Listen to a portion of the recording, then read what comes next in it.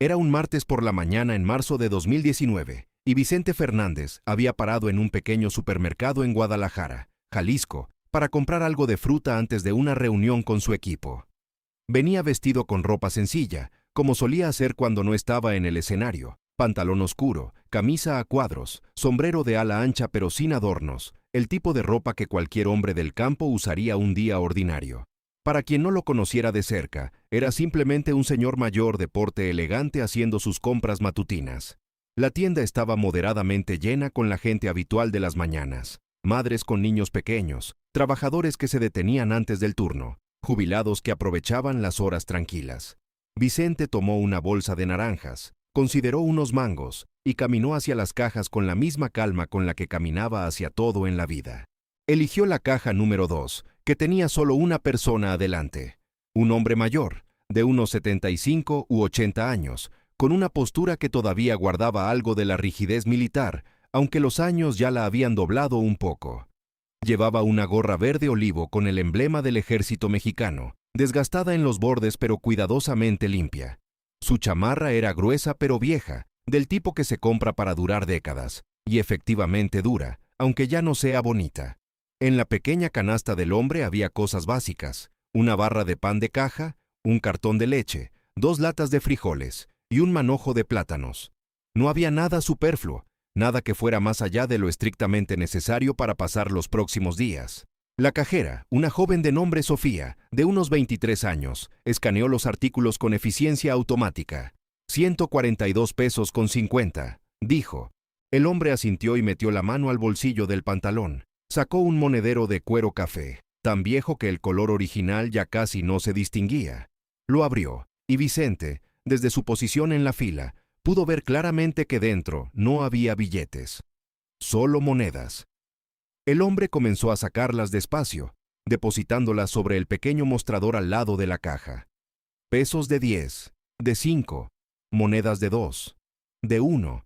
Sus manos eran grandes, manos que habían trabajado toda una vida, pero temblaban ligeramente mientras contaba. 50, 70, 90. El hombre contó en silencio, con los labios moviéndose apenas, como si estuviera rezando.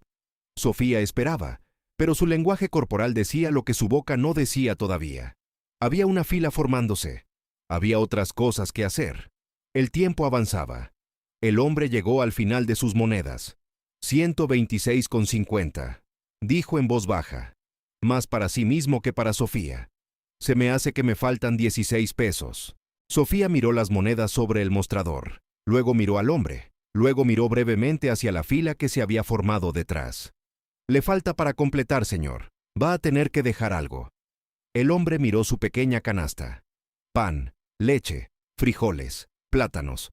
La miró como si estuviera tratando de resolver un problema matemático que no tenía buena solución. Cualquier cosa que quitara iba a hacerle falta. No había artículos de lujo que sacrificar. Era todo esencial. Los plátanos, dijo finalmente. Déjeme quitar los plátanos. Sofía tomó el manojo para quitarlo de la transacción, pero antes de que pudiera hacer nada, el hombre levantó una mano. Espere, ¿cuánto cuesta la leche? 38 pesos. El hombre hizo el cálculo en silencio. Sin la leche le alcanzaría, pero la leche también era necesaria. Había algo terrible en ver a un hombre de su edad, con su porte, con esa gorra que indicaba años de servicio, teniendo que resolver un acertijo de pobreza frente a una caja de supermercado, mientras la fila crecía detrás de él. Alguien detrás de Vicente suspiró con impaciencia. No fuerte, pero suficiente. Vicente observó todo esto con la atención tranquila que había desarrollado a lo largo de décadas de leer públicos, de entender lo que la gente siente antes de que lo diga. Y lo que vio en ese momento en el hombre de la gorra militar no era simplemente un problema de dinero. Era vergüenza. Era la vergüenza específica y profunda de un hombre que había dado algo grande, que había servido, que había cumplido, y que ahora estaba siendo reducido a contar monedas frente a extraños para comprar pan y frijoles. Vicente dio un paso adelante. «Júntelo todo», le dijo a Sofía, su voz tranquila pero clara. «Lo de él y lo mío, todo junto». Sofía parpadeó. El hombre mayor se volteó. «¿Cómo dice?», preguntó el veterano. «Que lo junte», repitió Vicente amablemente. «Sus cosas y mis naranjas, una sola cuenta». El veterano lo miró con la expresión confundida de alguien a quien acaban de hablar en un idioma que no reconoce del todo. No, señor, no puedo permitir eso. No lo conozco a usted. No tengo cómo pagarle. No me está pagando nada, dijo Vicente. Yo estoy comprando mis naranjas. Las suyas están enfrente de las mías. Así funcionan las cajas. Lo que está enfrente se cobra primero. Eso es todo lo que está pasando aquí. El veterano abrió la boca para protestar nuevamente, pero algo en el tono de Vicente, que no era lástima ni caridad, sino algo más parecido al respeto, lo detuvo. Había una firmeza en la forma en que el hombre mayor había hablado, una firmeza que no dejaba espacio para el debate, pero tampoco para la humillación. Sofía, que había estado mirando la escena sin saber muy bien cómo reaccionar, comenzó a teclear. Volvió a escanear los plátanos, los agregó de vuelta, añadió las naranjas de Vicente y dio el total. 181 pesos con 50. Vicente sacó su billetera y pagó sin ceremonia, como si fuera la cosa más natural del mundo, como si pagara las naranjas de un desconocido todos los días de su vida. El veterano recibió su bolsa con las manos que todavía temblaban un poco, pero ahora no era por el esfuerzo de contar monedas, era por otra cosa. Miraba la bolsa, luego miraba a Vicente, luego volvía a mirar la bolsa.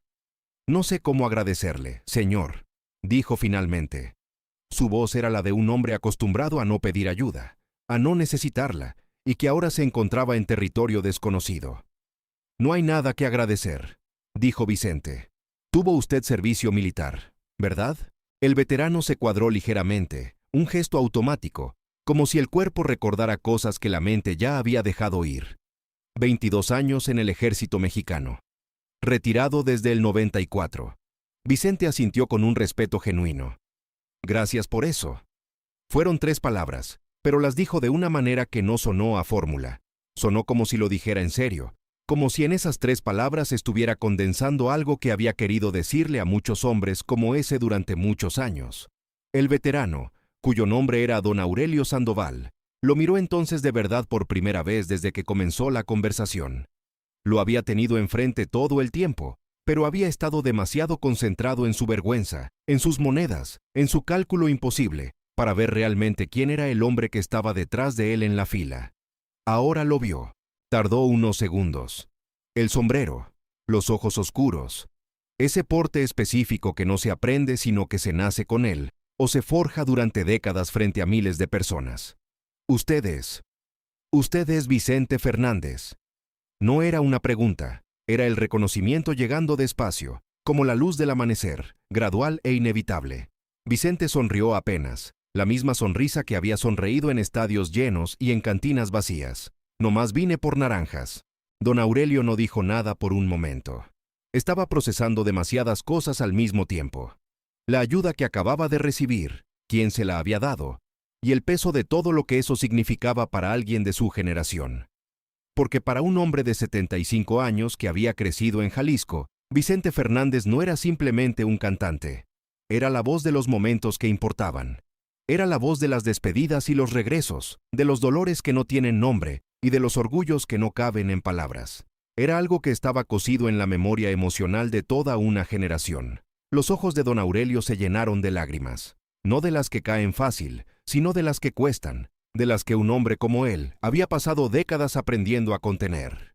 Mi esposa murió hace 3 años, dijo, y nadie le había preguntado nada, pero las palabras salieron solas, como suelen salir las palabras verdaderas. Y cuando ella murió, no sabía cómo estar solo. Nunca había aprendido. Llevábamos 51 años juntos. La primera semana después del funeral, me senté en el sillón y puse sus discos, los suyos, y me quedé ahí escuchando Lástima que seas ajena, y El Rey, y Por tu maldito amor, y lloré todo lo que no había llorado en 50 años. Y eso me salvó. Eso me ayudó a seguir. Vicente escuchó sin interrumpir, con la misma atención con la que había escuchado siempre, porque había entendido desde muy joven que cantar no era solo producir sonido, sino crear un espacio donde la gente pudiera sentir lo que no podía sentir de otra manera.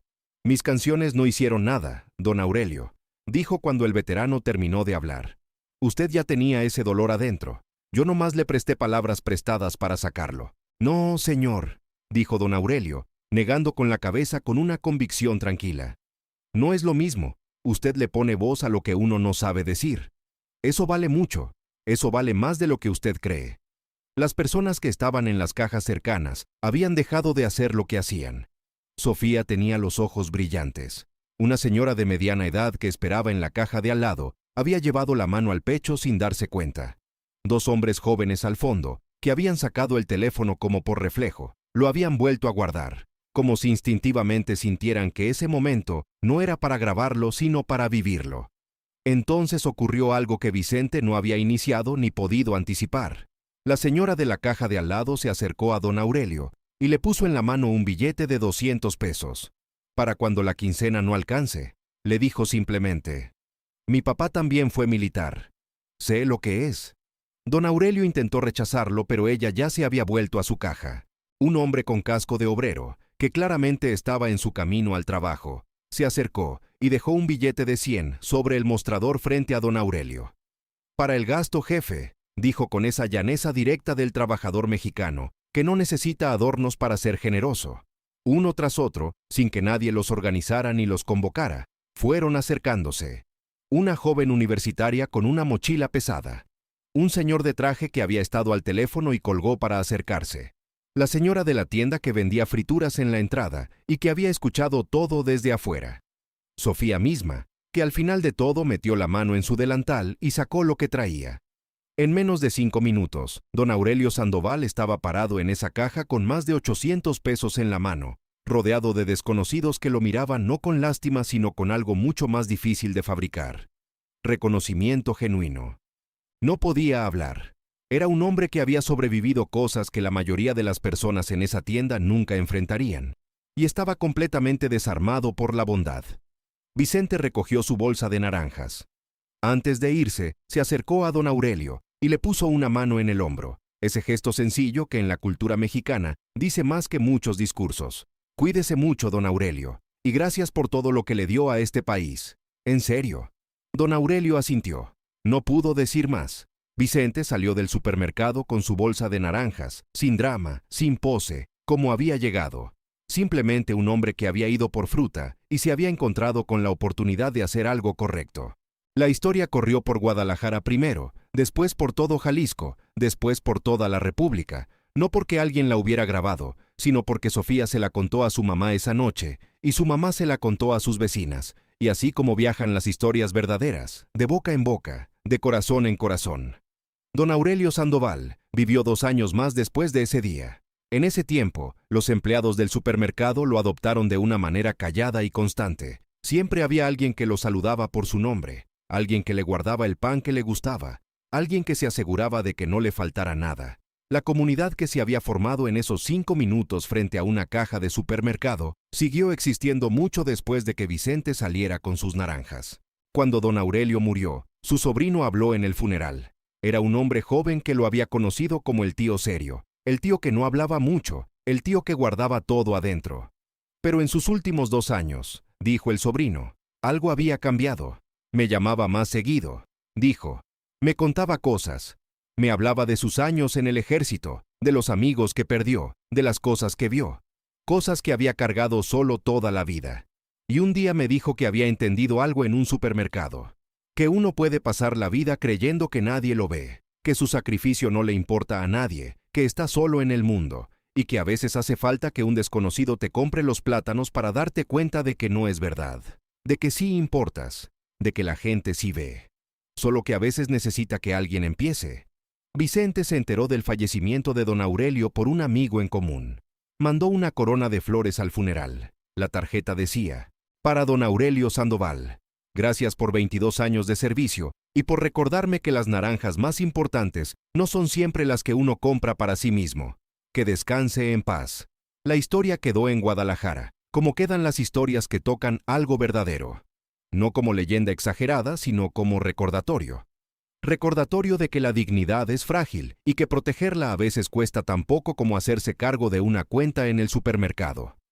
Recordatorio de que hay hombres que dieron años de su vida a algo más grande que ellos mismos y que luego envejecen contando monedas en silencio, sin quejarse, porque así los formaron.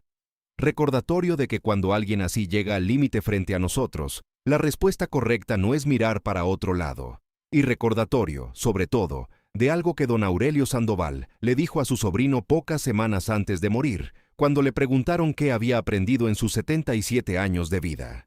Que la valentía más grande no es la que se tiene en el campo de batalla, dijo. Es la que se tiene en los momentos pequeños, cuando nadie te está mirando y podrías hacer lo correcto o no hacerlo, y decides hacerlo de todas formas. Eso es lo que hace a un hombre de verdad, no los galones, los momentos pequeños.